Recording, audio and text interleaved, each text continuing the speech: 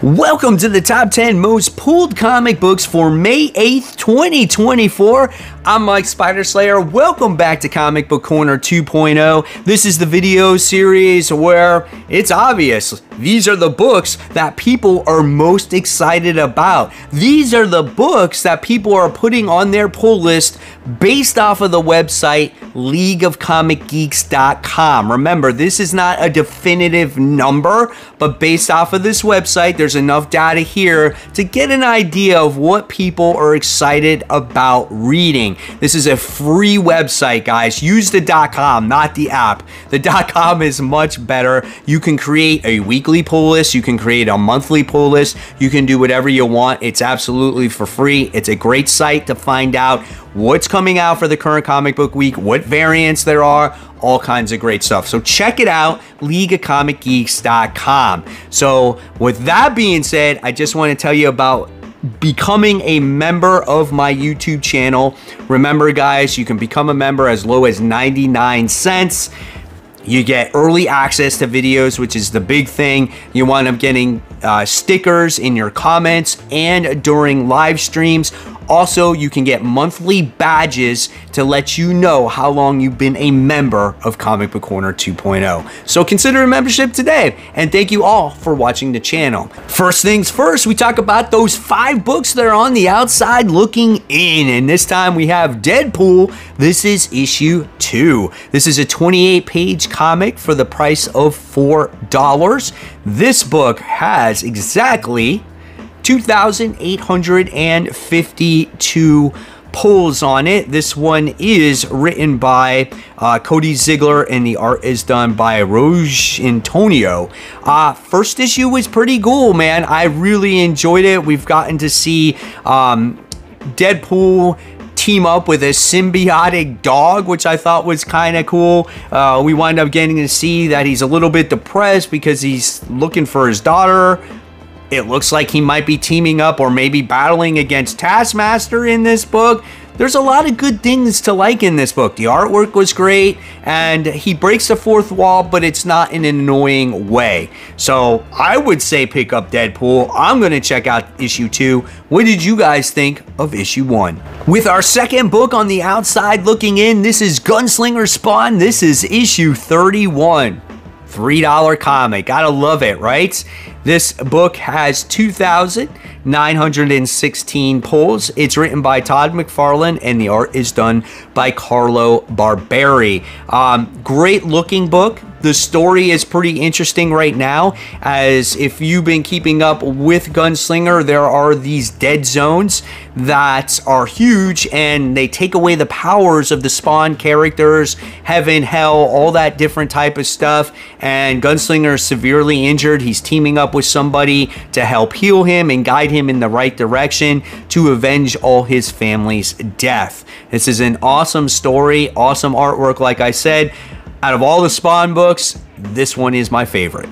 Shazam! Issue 11. This is the third book that's on the outside looking in. 32 pages for the price of $4. This book has 3,308 pulls to it. Our writer here is Josie Campbell, and the art is done by Amuela Lapacino. I'm horrible at these names, guys. So when it comes to Shazam, I have not read an issue in quite some time. I know we got a creative team change on there, and this one is labeled Adoption Antics. So it looks like the Vanquezes have made their extraordinary decision to adopt all the kids. But since the house has been redone, there's all kinds of magical things going on. And can all this magical stuff be contained in time for the inspectors to find out if everything's okay for these kids to live in this house? Sounds like it could be a lot of fun. Let me know if you're still reading Shazam and if you are digging the new creative team.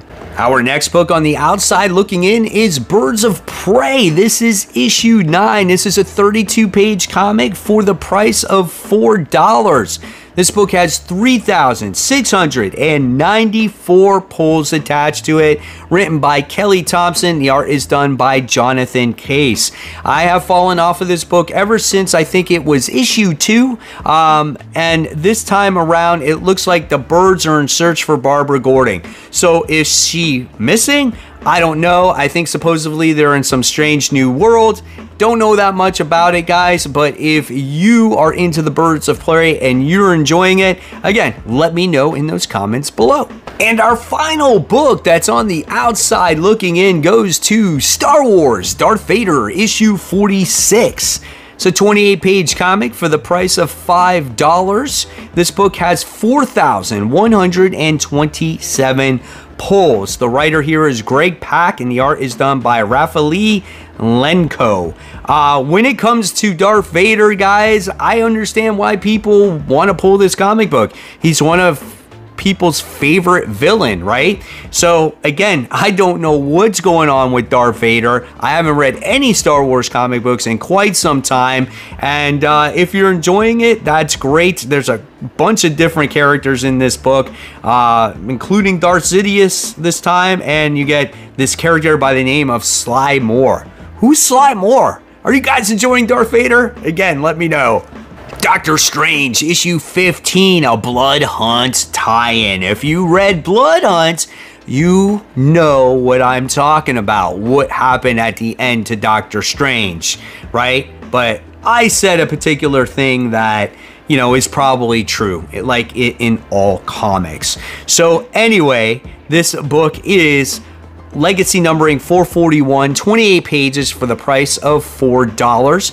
This book has 4,163 pulls. Like I said, I understand why this book would be in the top 10 based off of the events of what happened with Blood Hunt.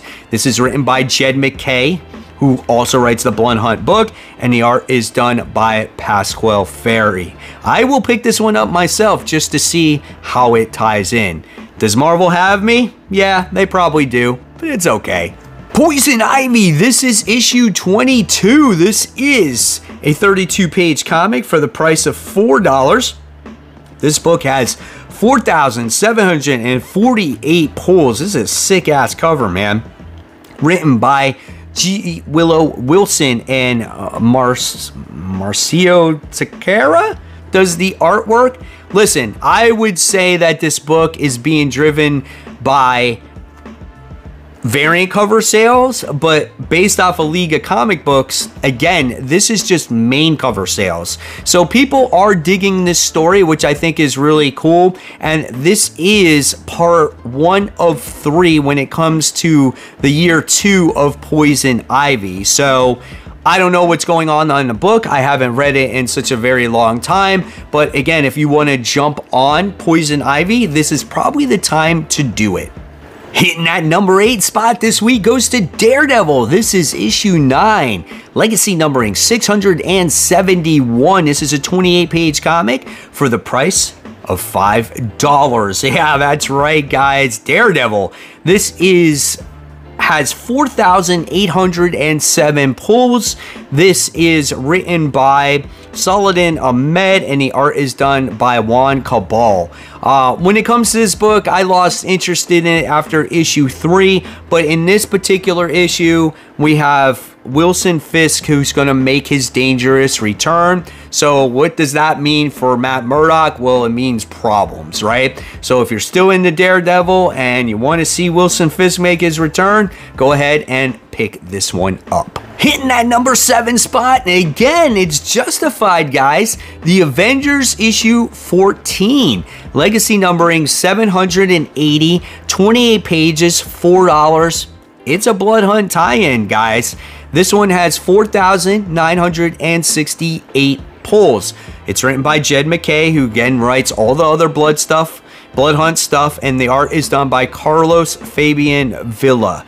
Now, in this comic book, we're going to see a new cast of Avengers emerge because of the events of what happened in Blood Hunt. If you read it, you got to see many of the Avengers get disassembled in that comic book. So we're going to see Steve Rogers assemble Kate Bishop, Hazmat, Hercules, and Quicksilver. So that could be really a lot of fun. They join the rank of the Avengers once again, and they're going to take on the vampires. So why not pick it up, right? Coming in at number 6, we have the Fantastic Four issue 20. So if you want something that's not tied into Blood Hunt, check out Fantastic Four, guys. The legacy numbering here is 713. This is a 28-page comic, and this one is $4. This book has 5,024 pulls, and your artwork here for your main cover is Alex Ross. So I'm sure that's a big draw for a lot of people. And then this one is written by Ryan North, and the art is done by Carlos Gomez. Listen, I just fell off of, Fantastic Four because it just wasn't my thing. I thought the artwork was pretty good in it when I did read it, but yeah, I've never been a huge Fantastic Four guy. I always thought that Reed was kind of too much of a nerd, and he's also nerdy in space and all that other stuff. I don't know, but I liked Human Torch and I liked Ben Grimm, and I was kind of on the fence about Invisible Woman. So I just kind of really always stayed away from Fantastic Four. There's not one that I've truly, really enjoyed, I think, since Hickman's run on it. And yeah, that's about it when it comes to Fantastic Four. So if you want to pick it up, go ahead and pick it up. There it is for you. Top 5, here we go. Wolverine issue 49. This is a 28-page comic for the price of $5, guys. This one has 6,203 pulls, written by Victor Lavelle, Benjamin Percy, as they're sharing the writing duties on the Saber-Tooth War. And the art is done by Jeff Shaw, which has always been really good. It's bloody, it's gory. It's just a fun story arc, right? And in this comic book, or in this series, we've basically gotten to see Wolverine get beaten, depowered, and now he's got a suit of adamantium armor. I may not say it right, but I don't care. That's just the way I say it. And how he's able to maneuver in this thing, I don't know, but it does make for a fun story, right? And this is the penultimate issue of this Saber-Tooth War. The lost part is going to be part 10. Hitting that number 4 spot, we have Transformers. This is issue 8. 32 pages for the price of $4. This book now has 6,208 pulls on it, written by Daniel Warren Johnson. The art is done by Jorge Corona. This book has climbed up the ranks. It's getting better each and every issue. I think the last issue we had the book where Soundwave took over the leadership of the Decepticons as he basically threw freaking Starscream over a cliff, and he's repairing all his little cassette tapes, which is pretty freaking badass. And we got hints of something else that's going on, or what happened in Cybertron, and could we be seeing the return of Ultra Magnus? I don't know, but maybe. I'm not sure. But I'm looking forward to anything and everything that has to do with not only the Transformers, but the Energon universe. This is such a great book, and the cast of characters in this are absolutely awesome. Top 3, and this is a Blood Hunt tie-in, and this is Venom issue 33, legacy numbering 233. There's a lot of threes here. 28 pages for the price of $3.99. We'll just say $4 here, guys. This book has 6,448 pulls on it, written by Al Ewing, and the art is done by Juan Ferreira. I wonder what we can expect from Al Ewing here when it comes to the Blood Hunt comics, because this is one of the ones that is not written by Ched McKay, right? So in this comic book, we're going to see the return, the resurrection somehow of Lee Price. If you guys are not familiar with Lee Price, he was in the Amazing Spider-Man book, and he took over the Venom symbiote, like a piece of it. It was like spitting his face and became part of like a face mask or whatever it was. He was in there for a story arc, and then he got thrown to jail. I guess somehow he died. Like, I don't even remember. Why is he dead? Why is he coming back? I don't even know. But listen, it could be a lot of fun. We'll see what happens with it. And yeah, it's just another Blood Hunt tie-in, but I read Venom anyway, so no harm, no foul. Hitting that number 2 spot, and guys, it's a big one. It goes to The Amazing Spider-Man issue 49, excuse me, one before that big 5-0. Legacy numbering 943, 28 pages for the price of $5. This book at number 2 has 9,497 pulls. This book is written by Zeb Wells. In this particular issue is done by John Romita Jr. And this is the lead-in story for Blood Hunt, where Spider-Man looks like it's going to get a separate series for Blood Hunt, and maybe the main story is still going to be continuing in the Amazing Spider-Man pages, which is good. So if you don't want to read Blood Hunt, you don't have to pick up that story, and maybe we'll get the continuation of our ongoing Amazing Spider-Man book. That's always a plus, right? I don't know if I'm excited about this particular issue. I can only imagine what these vampires are gonna freaking look like in this comic. We'll see, man. We'll see. Here we go, guys. In dominant form, our number 1 most pulled comic book based off of LeagueOfComicGeeks.com, released for May 8th, 2024, or technically May 7th because it's a DC book, is Batman issue 147. Legacy numbering 912. A 40-page comic for the price of $5. This book has 15,751 pulls. It's Dark Prisons. What are we on this one? Part 3, I think it is. Listen, this one's written by Chip Zdarsky and art is done by Jorge Jimenez. The artwork is spectacular when it comes to Batman, and obviously this is all leading into absolute power, and this is no allies, no weapons, no hope. With no allies, no weapons, and almost no hope, can Batman fight back before Zur makes a true devil's bargain? The world is about to know Zur's true power. Him and his new sidekick. Who's the new sidekick, guys? Dark Prison continues. Amanda Waller is everywhere. You just can't get away from her, right? She is just going to be in absolute power, so she's in charge of everything. And I hope after this absolute power shit is over with, that like she gets put in a box somewhere and we don't see her for like a decade, because I am tired of seeing her. But let me tell you, this is in dominant form. Now, I know people are not everyone is into Chip Zdarsky's run when it comes to Batman, but this is a book where almost everyone pulls all the time, no matter what, just like Spider-Man. And if you don't like it, you put it away in your box and you just are like, hey, I got a full run of Batman. So a lot of people might be doing this right now if they're not reading their Batman title. I currently read it. Do I think it's been the best? No, but I think it's improved as well. And we'll see what happens with Absolute Power.